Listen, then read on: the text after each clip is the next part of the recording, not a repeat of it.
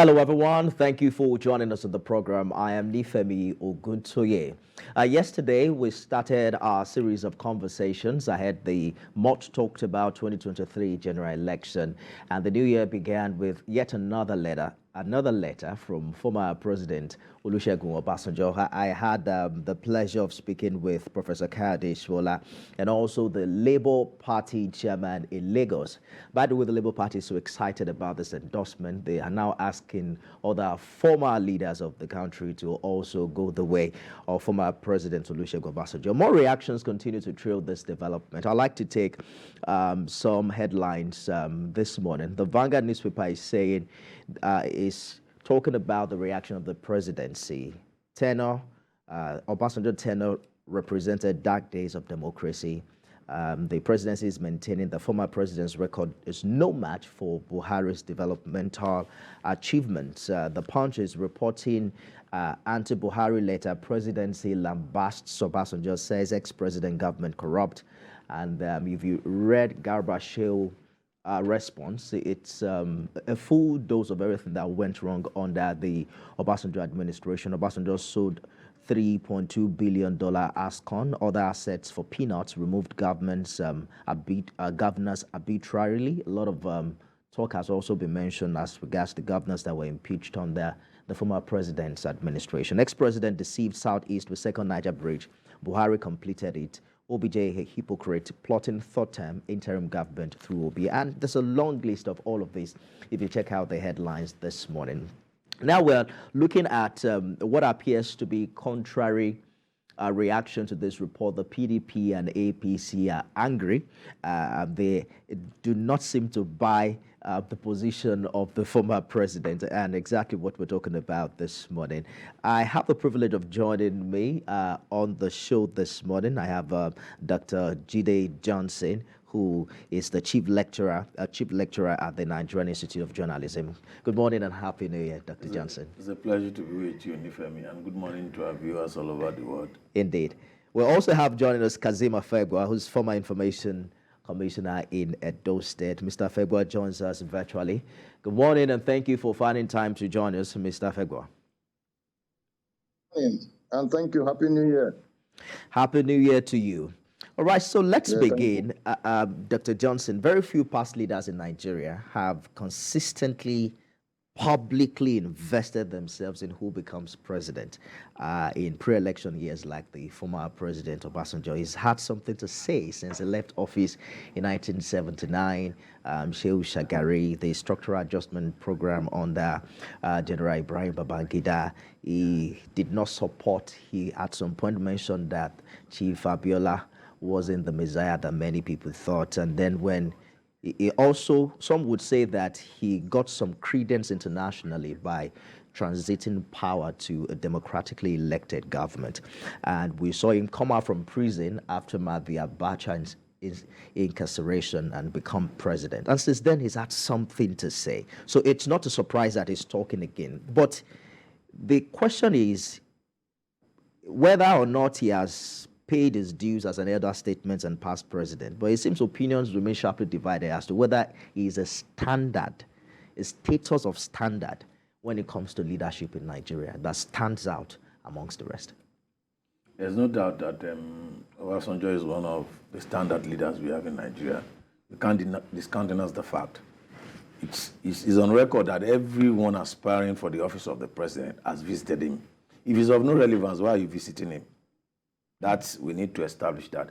There's no doubt that he's also a controversial figure in the sense that he's the former head of state and president that has consistently and openly expressed his opinion with respect to the state of the nation. And in democracy, everyone is entitled to his own opinion, to his own views, for you either to accept or to reject that opinion. But by virtue of standing and by virtue of our society, in the sense that we expect elders to be neutral and not to be openly supporting anybody. But if Obasanjo does not speak, and if he does not write, and if he does not express opinion openly, he's not living true to his character that of the person that we know him to be in person of Olusegun Obasanjo. That's his person, that's his character, that's his personality, and whether you like it or not. It is too late for a 40-year-old man. We are not even talking about a 40-year-old man now. This is what he did when he was 40, when he was 50, when he was 60, when he was 70. Now he's in his 80s. So it shouldn't surprise anybody that Obasanjo has taken that particular standpoint. Mr. Afegbua, you have read the reaction coming from APC and PDP. The APC yesterday said Obasanjo's support is worthless and has no political relevance. So some would say the reason for this backlash is because he hasn't supported their candidates. Do you agree? Well, thank you very much. I think the point has been made by the guy who just finished speaking. In a democracy, everyone is entitled to his opinion. No matter how popular, you just have to give them that inalienable rights, which is guaranteed by the Constitution of the country. But looking at the politics of age, just like the other man said, as a father figure, an elder statesman who has been so privileged in this country to govern twice, one expects that he will play the father figure role, which will make him to see the country more from a better perspective to guide all the candidates, knowing full well that your choice might not necessarily become the president. And so you have to make sure that whoever becomes, they need that your moral support, they need that your father figure backing and all of that to move the country forward. I think leaders like Obasanjo, IBB, Absalami, Tiwa Danjuma, Yakubu Gowon, they should be a reservoir of knowledge for all candidates who are vying for position. But typical of Obasanjo, he has come out, he has not betrayed anyone with his letter. You know him to be a letter writer. A book was just recently launched in recognition of that. So he has come out to state his position and endorsing a candidate. I don't think the APC should have said his endorsement is worthless. That word worthless for me was worrisome. I think we have to be strategic communicators, no matter how it is. Even if Obasanjo does not control the votes in his polling unit, in his ward or his local government, even if he lost all of these positions before, the fact that he's endorsing someone, there are quite a number of persons who are also his admirers, no matter how controversial he has become over the years. So I would have thought that there will be some level of restraint in terms of using some kind of language to describe him and all that. Even though the man doesn't care anyway, he's best as a comedian at times when he speaks. You can take him serious, at times you can take him unserious. But the long and short of it is that even in that letter, he spoke some glaring truth. He spoke about the need to move the country forward, about the candidates also. But just like him, he doesn't want to stay on, he doesn't want to be undecided. Let me put it that way. So he decided to endorse Peter Obi. So it is a clarion call. When Obasanjo is endorsing Peter Obi, it's a clarion call for all the candidates, particularly Tinubu candidature, and his supporters, followers, associates, to double the game. They have to double the energy. They have to wake up and work more so that by the time he defeats Peter Obi and Atiku, there won't be blue mother or cry of blue mother, kind of. So it's a welcome development. I hear you, Mr. Afegbua. My guest in the studio is Dr. Johnson, so you can properly, Dr. Johnson. Properly address him subsequently. Dr. Johnson. Let us talk about the worth and the value of an Obasanjo endorsement. He's been endorsing people since 2007. He endorsed the Yar'Adua candidacy, followed by the Jonathan candidacy, and then in 2015, he decided to also write another letter of this nature against the incumbent president. And at that time, he had shown some support to President Buhari, and he won as well. In 2019, he supported the Atiku presidency against the incumbent president. So if you look at his track record, vis-a-vis what the APC is saying, that the president doesn't possess any political goodwill or leverage anywhere in Nigeria. Is it about his endorsement that made those people win? Now, No, from strategic, Just a minute, Mr. Afegbua. I'm going to come to you shortly. Yes. just like Mr. Kazeem Afegbua spoke earlier, you have to be strategic about your communication. And some of the things I've seen with the way in which you have managed candidates from communication point of view is combative style. There are issues that are raised in the letter. First and foremost, look who are the targets of the letter. There were 3 targets. 1, all Nigerians, especially Nigerian youths. 2, global Nigerian friends. And 3, development partners. These are critical areas where Obasanjo has influence. These are critical areas. There's no doubt that if you want to talk about the Nigerian that has international status, the first person you made mention of is Olusegun Obasanjo. Politically, when he talks about intellectual community, you talk about Professor Wole Soyinka. Now, if Professor Wole Soyinka should endorse any candidate, and you say it does not have any electoral value, beyond the electoral value within the Nigerian political space, what about the electoral value within the international community? What about the acceptability and the willingness of people in that community to relate and work with that candidate? So when you look at the letter and what the letter addressed, if I were to be in the campaign organization of any of the candidates, what I would have done is to look at the saliency of the letter, the issues he highlighted, the problems, the qualities, the parameters he raised before endorsing his candidate. And I said that our candidate is best equipped when it comes to dealing with insecurity, when it comes to youth empowerment, youth employment. These are the salient issues that our candidate is better, other than be attacking his personality or questioning whether he has political value or no political value. There are issues in the letter which you could use to your own advantage in promoting your candidate and saying that your candidate is better equipped than that. As far as Obasanjo is concerned, you might think, and like Kazeem said earlier, there are a lot of admirers of Obasanjo. For example, I don't like his personality, but I love his policy. You can't controvert the policies of Obasanjo's administration in opening up the economy of Nigeria. You can make mention of people that are making headway economically in Nigeria. Prior to 1999, where was Dangote? I've just given you one example from economic point of view. Mr. Afegbua, what do you think about the weight of the former president in the past 4 elections? Did it significantly determine how the elections went? I think we don't need to detain ourselves with Obasanjo's letter. Just like I said earlier, you need to be more focused in these campaigns, because the long and short of any electoral contest is the victory of the candidate, while others will lick their wounds.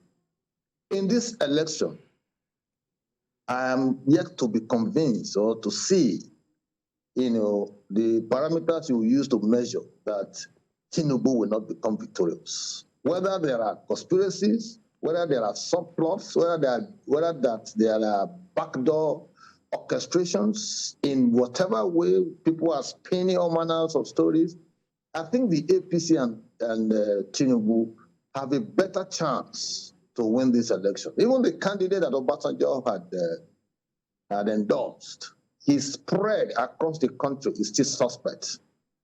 That I can say, as someone who travels across the states. Only yesterday, I'm here in London holidaying, and I had a meeting with a cross-section of Nigerians who are my friends, and we're discussing this letter. And they said, in fact, the way some of them responded, the old man should go and rest. Did he not conduct a woeful election in 2007 that brought in Yar'Adua, such that even Yar'Adua himself, had to tell Nigerians that in Germany, that the election that brought him to power was heavily flawed? So what is Obasanjo talking about? People were quite angry. Others said, yes, if he doesn't get his acts going in any candidate, he will want to support another person. That even the Yar'Adua he installed, he ended up fighting Yar'Adua before Yar'Adua died on May 9, 2010. So others said, no, we just like him because at least he's an old man who is supporting the youth now. You see, Obasanjo is a character that wants to play to the gallery. And for me, as a voter, I'm not going to detain myself thinking about Obasanjo letter, whether he has written or he has spoken. I'm going to look at how I can deliver my polling unit, my word, to Asiwaju Bola Ahmed Tinubu. And I want to see how much influence that letter will have on my people. That is the kind of thing that should agitate the minds of those who are on the field campaigning. Because to write a letter is just for you to sit down in your cocoon, 1 hour you turn out a letter. But to get votes, you need to go out and reach out to the voters across all the geopolitical zones. We have 176,000 plus polling units across the country. So a Tinubu that is spread across the country has better chance and opportunity to defeat a Peter Obi, whether you like it or not, than any other one, any other person. So the Tinubu camp and the APC should devote less attention to that and move forward, carry out his campaigns, make sure they're able to plug all the loopholes, checkmate other candidates who are trying to manipulate the process through beavers and what have you. And in the final analysis, when February 25th comes on stream, you will see people coming out to vote. We are not expecting that Peter Obi will not get some votes, but I'm saying that in the sum total of what makes the president scoring 25% into third of the states of the federation and majority votes, Tinubu is in pole position. All right. I'll return to you, Mr. Afegbua. We'll talk about the issues you raised earlier, Dr. Johnson. But perhaps what has angered the presidency would be the position of the former president saying that the Buhari administration has devoting a paragraph in the letter Nigerians to the past 7 years. Yes, the frying pan to fire. And they have also made reference to certain issues, which Mr. Afegbua also talked about. Yar'Adua himself acknowledged that the election that brought him to power was flawed, and he started the process of revamping the Electoral Act. But that's what has happened during the past 7 years, and Mr. President seemed to have been resolute as to leaving a legacy of improved electoral process. And there's been a body language, even when people have won election outside his party. He's been the first to congratulate them. And we've also seen an electoral act passed. The presidency also made reference to the do or die comments that he mentioned during that election, and how he invested and how he allegedly sponsored the impeachment of some governors, the destabilization of houses of assembly in Rivers, Ekiti, Oyo, and places like that. I heard what you said about the economic policies of the former president, but when you look at the content of the presidency's letter as to the improvement in the electoral process, would you say that Obasanjo still ranks high as to what has happened in the past 7 years? Don't forget that we started our democratic experience, this Fourth Republic, in 1999. And then you can't compare the growth and the strides we have made before the passage of 2022 Electoral Act. For 11 years, we are using the Electoral Act of 2011. Nothing was done to that effect. And in actual sense, in 2019, the president refused to sign the Electoral Act that was passed by the National Assembly with all pressure, and the one that was passed in 2022, which was a more progressive Electoral Act that involved a lot of stakeholders. There was a lot of pressure by stakeholders before it was assented to. We all knew the politics that went into the assent to that electoral bill becoming an act. And so if you look at it, the trajectory of Obasanjo left presidency 16 years ago, and he devoted a paragraph, except you want to play to the gallery. And a lot of Nigerians love deceiving themselves. I don't belong to any political party. I have no political affiliations with respect to that. But what I keep talking about is that the focus of us now shouldn't be on parties, shouldn't be on personalities. In 1999, the focus was on personality. They went to prison to bring out Obasanjo. In 2015, they went back to bring Buhari. That's personality. And then parties. But policies knew no face. Policies does not look at you whether you vote, because there's no difference. That's the reality, except you want to deceive yourself. There's no difference between PDP and APC. Some of the characters in all of these parties have crisscrossed various parties to form whatever they belong to now. We have made gains electorally when it comes to the electoral, because there were a lot of critical stakeholders that were involved. And some of the challenges we have is that we limit everything to the presidency. We focus on the presidency. If not for critical stakeholders, the electoral act we are talking about wouldn't be. Even the electoral act was sent back to the National Assembly that the president said, I'm not assenting to some certain section in the electoral that I've only assented, and then it was not reviewed by the National Assembly. So no doubt, from an electoral point of view, this administration has made serious gains with respect to how we conduct our elections, with respect to how the democratic process has evolved and has developed over time. You can't compare that with 2007, which is 16 years ago. And for them to be taking us back and for us to be looking forward. What are the issues you raised? We have moved. Is the economy right? What's the exchange rate? If you are looking at the electoral, what's the exchange rate of naira to $1 in 2007? What's the exchange rate of a naira to $1 now? So if you begin to look at it from political angle, we have made strides. From economic angle, have we made strides? So what the president should have focused on is to highlight, and I have said it, this combative style that people handling the presidency and managing candidates are not strategic in their communication approach. There is the combative style, is the combative of throwing big bats and stone and the rest of it. All you need to do, if I were to be in the position of the spokesperson, is to highlight what we have done. We have done this, we have done this, we have done this, we have done this, we have done this. We might have not gotten to where we are going, but we have laid a solid foundation that the incoming administration will build on, other than for Garba Shehu to be taking us back to 2007. And they are not strategic about but I think Garba Shehu did a concussion of both. While he was talking about what the presidency has done, he also took the former president to the cleaners. And don't forget that Garba Shehu himself was in PDP then. Indeed. He was in PDP then.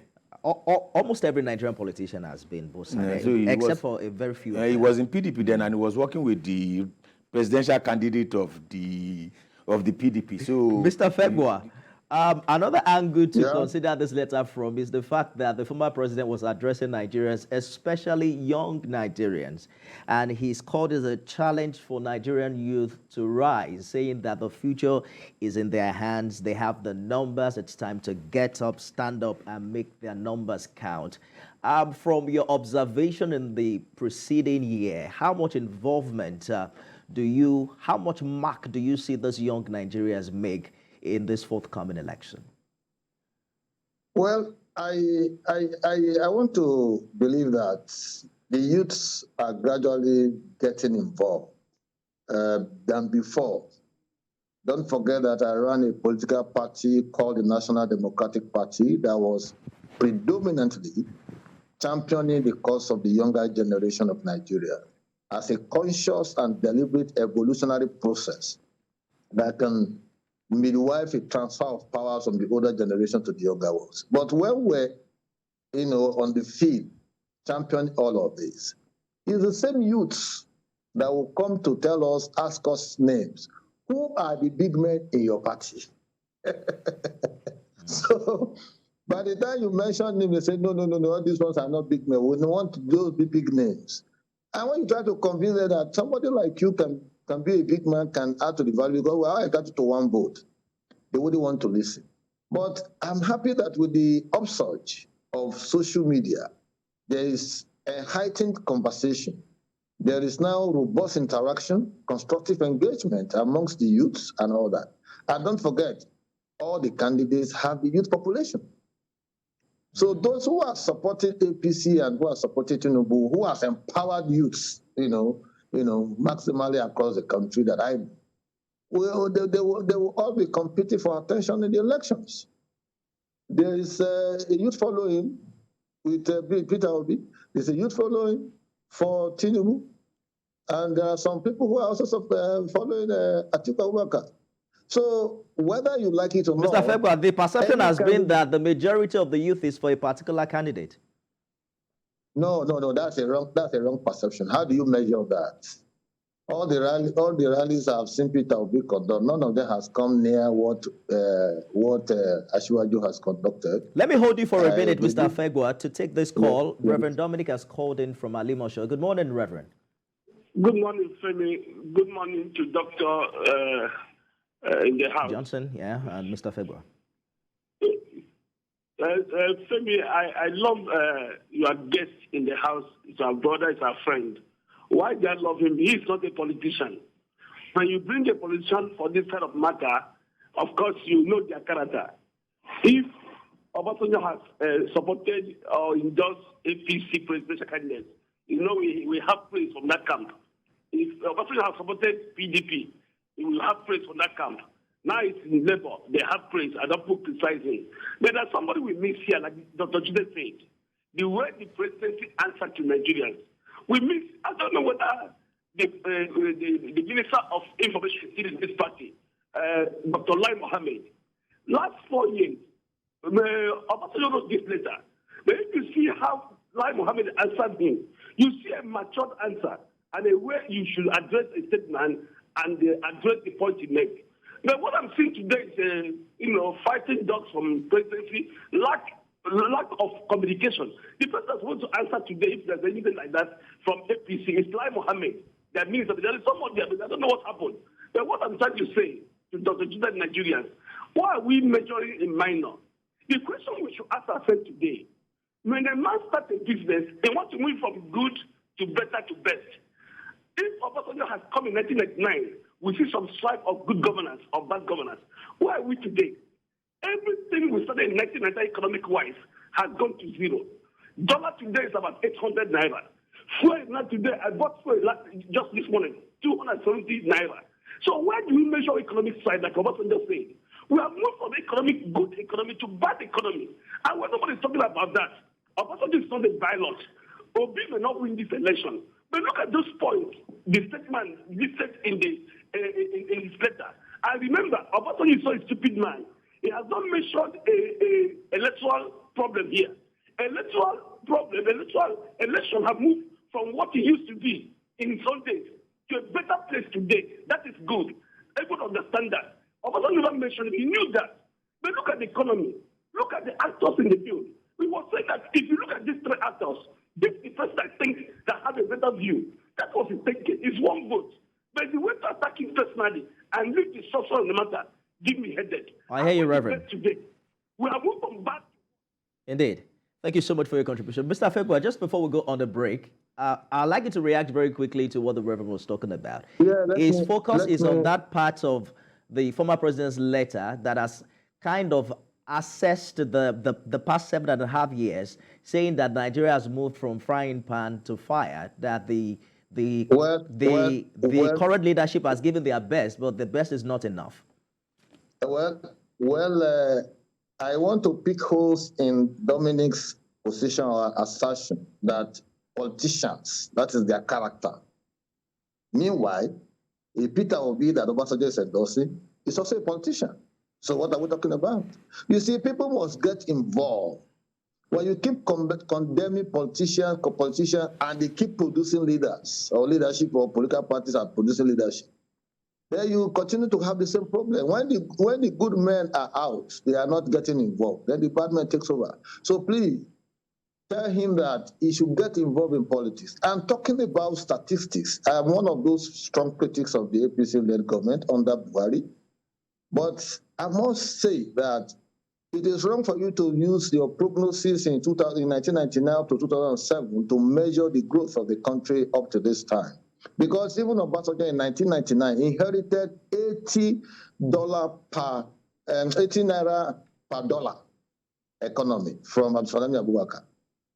He took it up to 162 before he left government. So it is not a thing that, oh, he had a magic wand, he had an answer to it. 8 years. He couldn't leverage on that or even reduce it from 80 naira downwards. He took it upwards. Then he masterminded elections that were heavily flawed. That again takes away the shine from whatever achievement you think he has done. In the energy sector, he expended $16 billion, so we had, and we couldn't get any improvement. So I think we need to be reminded of some of these historical antecedents so that we don't get lost because someone has just written a letter because his stature is a former president. No, we need to also interrogate him.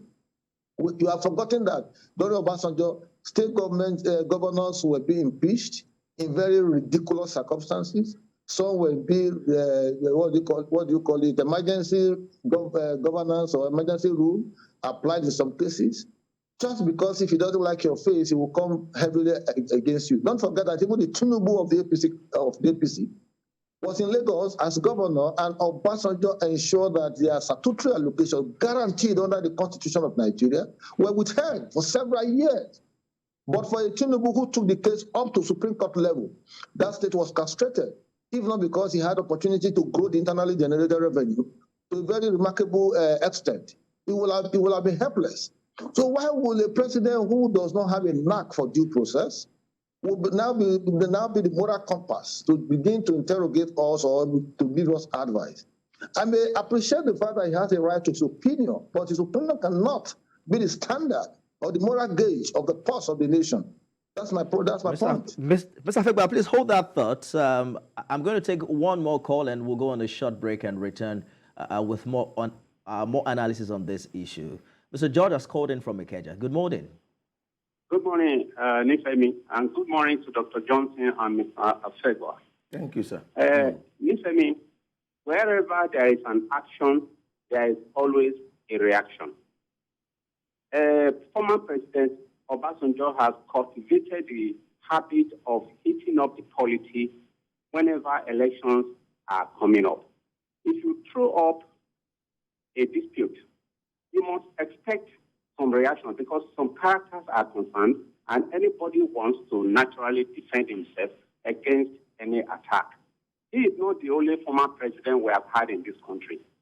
Why is it that General Gowon, Salami, and Babangida Honore, they have not come out and said we are adopting one particular candidate when elections are coming? When you do that, then you are calling for reactions. So the question of saying it should be allowed to remain what it is. No, when you stir up a controversy, then you have to wait for some reactions. Some of us are aware, Nipeni, that some of these generals who are who lost oil slots and who are stealing our crude oil in the high sea have taken it to somewhere in Niger State for a meeting to assure them that we allow them to get away with what they have been doing. That is why you see that they are coming outside to come and endorse him because they see him as a pliable one that they can run over. They can't do that to Tinubu. I'm not sure we can confirm that allegation. I'm telling you what I'm just going to exempt TVC from that position of yours, Mr. George. Secondly, you made a statement that the majority of the Nigerian youths are supporting Peter Obi. I wonder what statistics you have before you. No, I didn't mention Peter Obi. I said the perception is that majority of the youth are supporting a particular candidate. So you have mentioned a name now. It is Peter Obi. Many of your contemporaries in the station have mentioned it. I watch TVC regularly. So, but the issue is on what statistics do they have that they are using?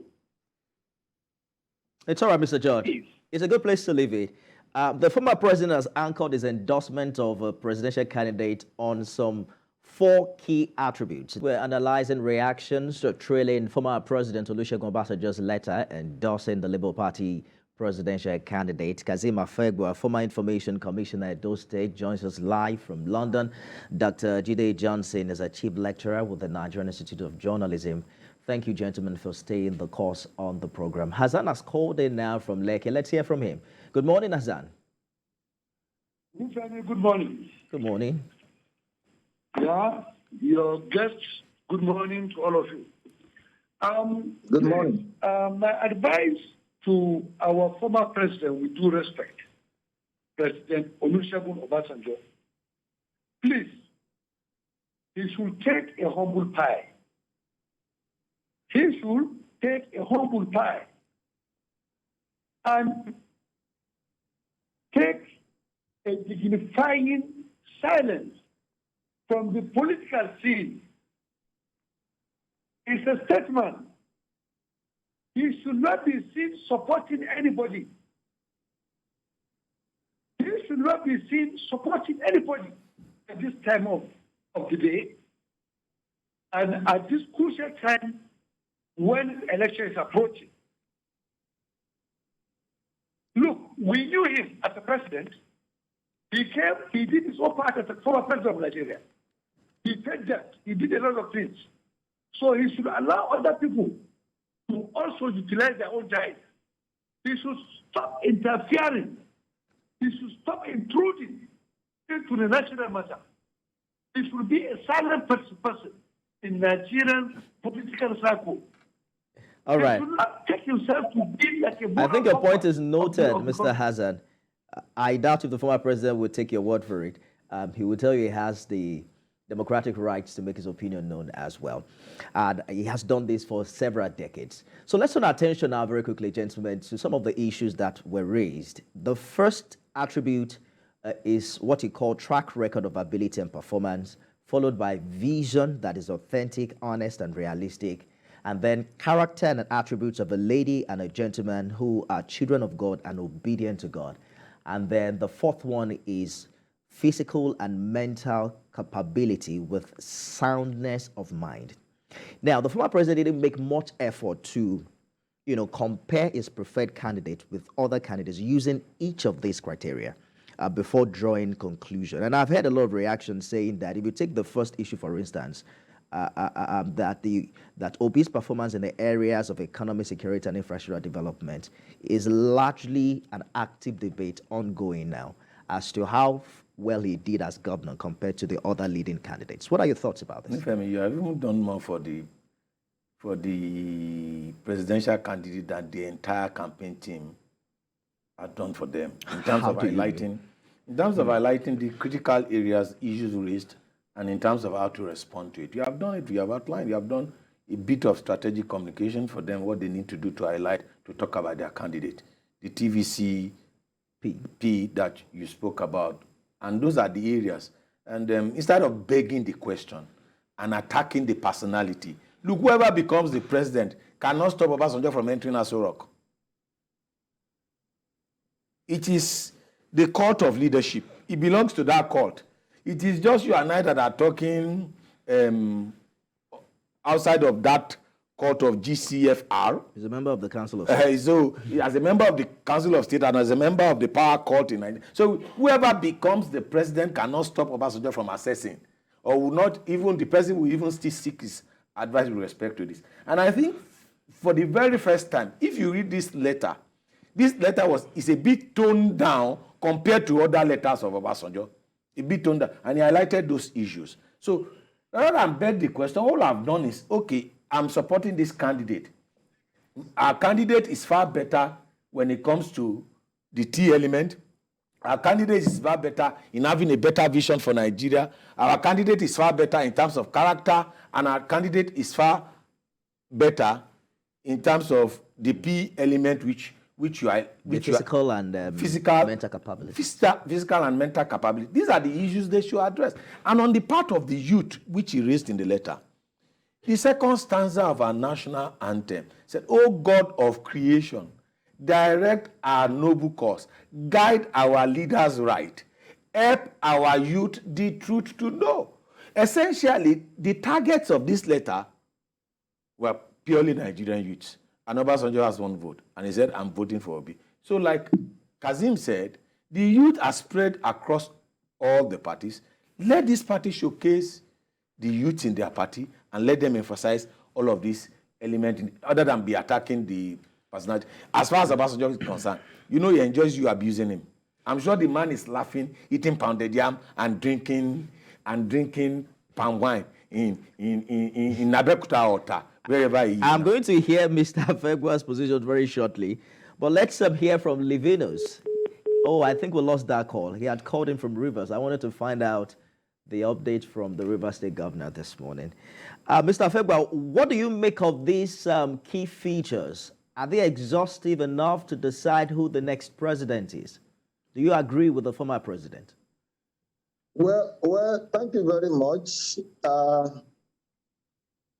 If you look critically, I actually don't want to be in a position to critique a Peter Obi on the basis of the TVCP, which Obasanjo has raised, because there are quite a number of unanswered questions with respect to his governance of Anambra State when he was there.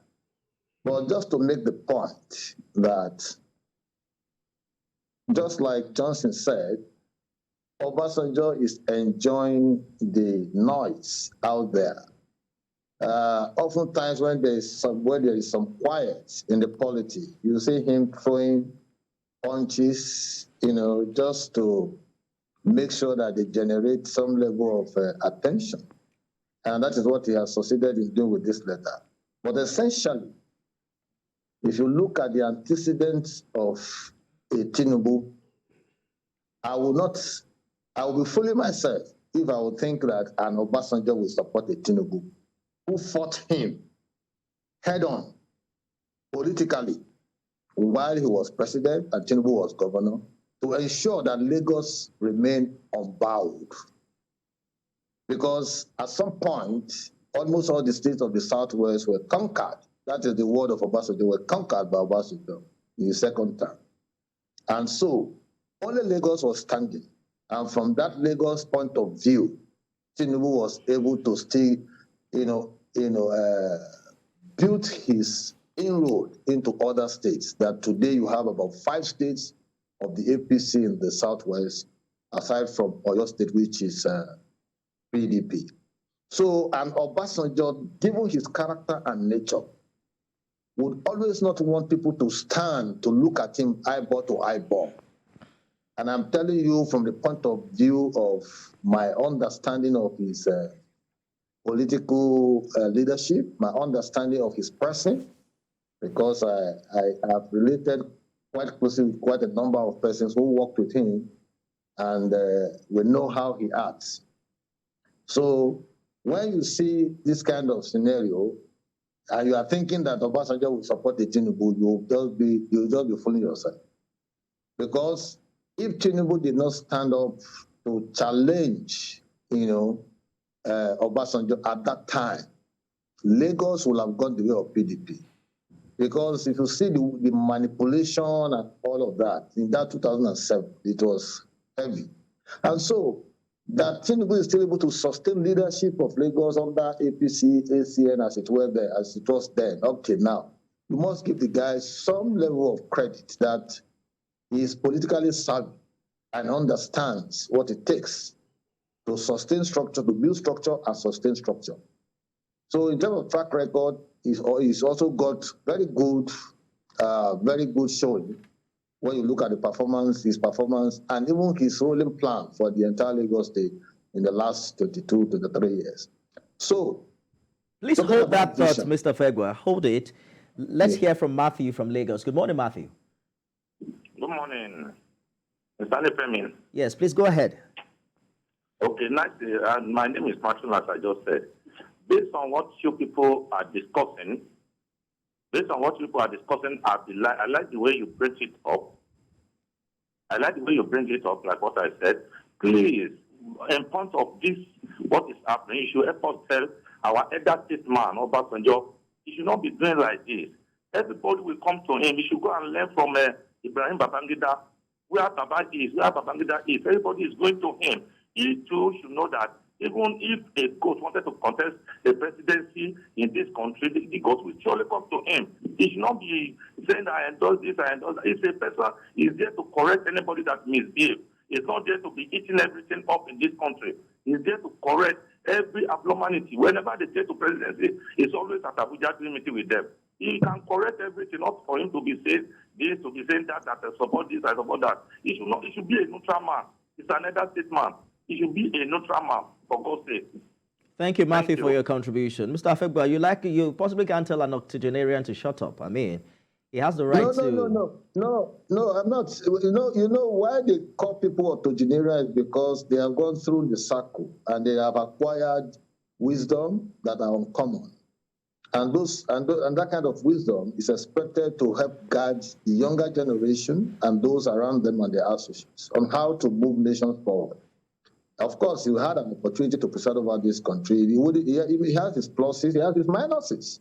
So if we were that perfect, you would have been able to take Nigeria to an El Dorado. So what I'm saying in essence is that, you see, I am particular about how much of attention people should give to the campaigns. I don't want this letter to be a distraction to my preferred candidate. I want the Tinubu people, the Tinubu camp to be focused, to be energetically nuanced, to ensure that they are able to go around the country and sell the manifesto to the people. Obasanjo on election day will be in Ota. He probably may not even go to vote. He probably may vote, but all of us were entitled to our votes. All right. And in the final analysis, what makes you a winner or a victor is the number of votes you are able to garner as a candidate. Indeed. So we're running out of time now, Mr. Afegbua, and I need to also quickly hear from Dr. Johnson. Ahmed has called in from Zunguru in Zamfara. Good morning, Ahmed. Hello. Yes, please go ahead with your contribution. Quickly hear from Dr. Johnson. All right. Go ahead, please. Good morning, sir. Good morning. Good morning, sir. Good morning, sir. Good morning. Based on the letter written by the former president, Mr. Olusegun Obasanjo, as a leader, as a former leader, is not supposed to come outrightly and challenge other political parties. He has to stay as a guideline. So that. All right. I'm afraid we can't go ahead with that conversation. Please turn down the volume of your TV next time you're calling in. So we've gotten an endorsement on the first day of the year. Are you expecting more to come, particularly when you consider the fact that Governor Wike says it will make known his preferred candidate in January? Well, that will come in no time with respect to Wike's endorsement. That's another issue entirely, whichever way the outcome. The greatest loser of this process, you can mark my word on that, of this process, of this political cycle will be Wike. After May 29, he will be of no relevance with the way he has conducted himself and with respect to how he's been playing his politics. And if you look at it, the antecedent to that fact. But that's another issue for that. You see, in a society whereby traditional rulers are openly supporting candidates, we like begging the issue. And people like to do what we used to do in Southwest politics in the 60s. Shorinumi, Shorowo mi orinumi. You see my hand, you don't know what's going on in my mind. We need leaders to come out to be forthright. Let them state their point, not playing on the intelligence. By stating their point, you mean support a candidate? Support a candidate if you want to support a candidate. Don't support a candidate if you don't want to support a candidate. You don't have more than one vote. And if the letter is of no significance, and if Obasanjo is of no significance, why are we discussing the issue? In actual sense, the prominence that has been given to the letter is as a result of the reactions of people that have said Obasanjo is of no significance. More than the details of the letter itself. Just hold that 30 minutes. Samuel has called in from Abuja. Good morning, Samuel. Good morning, my brother. Please go ahead with your contribution. You have 1 minute. Okay, good morning, my brother. Good morning. Good morning, my brother. Good morning, sir. Honestly speaking, you are doing very well, and I'm watching the program. But please, in further programs, if you look at the other gentleman, not Kazeem, you will find out that he's making a kind of convincing point. The truth is that if a man is going to work this morning and he encountered a hold-up and is going to analyze how he went to work and say there was hold-up, and somebody like Kazeem is breaking theories and say there was no hold-up, you begin to ask yourself and say, did I not pass through this road? We have sympathy for one or two candidates. I knew that the man, the three persons you mentioned, P2P, Atiku, and the Tinubu, I know the capacity to. But the truth is that. Oh, I think we lost that call. Samuel, are you still there? Samuel, are you still there? I was hoping that you would drive home the point. I really did not make much sense. But we have to go now, so I'm just going to take a concluding comment from each of my guests. Let me begin with Mr. Afegbua in London. Well, thank you very much. I was waiting for your last caller to conclude so that I will know how to respond to him. But unfortunately, you lost him. But the point must be made that just what Johnson was making a point that if the letter was not important, why is it being discussed? You can also discuss the nuisance value of a letter. So the fact that Obasanjo, being a former head of state, writing a letter calls for attention. So that's the point. But what position you take in your analysis now depends on your understanding of the issues and whether they will have any meaningful impact in the entire electoral process. But I want to make the final point that nobody should lose sleep about this. He has the right to endorse anybody. But the Tinubu camp will certainly go back to the drawing board and re-energize his campaigns and wait for February 25th and see how much of Obasanjo's letter will speak on that day. Dr. Johnson, you have just 60 seconds. Well, rather than adopt a combative approach in their communication campaigns, the people handling candidates and managing the presidency should be strategic. What are the issues that are raised? Address the issue and leave the argument about the personality. There's nothing that anybody can use to change Obasanjo. If you know his antecedent, and if you know his tribe, and if you know his ethnicity, you understand that. He's a woman, and a woman will always give expression to his own opinion. And we need more leaders like that in Nigeria, other than be playing to the gallery, for them to come out in the open. And if we are using Babangida as a yardstick now, after truncating June 12th, then anybody can become a saint in Nigerian politics at any point in Dr. time. Jide Johnson, Chief Lecturer, Nigerian Institute of Journalism, thank you for your contribution. It's a pleasure to be Kazeem Afegbua, former Information Commissioner, Edo State. Gentlemen, thank you so much for talking to us. Tell Johnson to invite the presidential spokesman for refresher course at NIG. Thank you very much. Thank you very much. Thank you, gentlemen, for your contribution. That's our show today. I am Nifebi Ogutoye. We'll be back tomorrow, God willing. Good morning, everyone.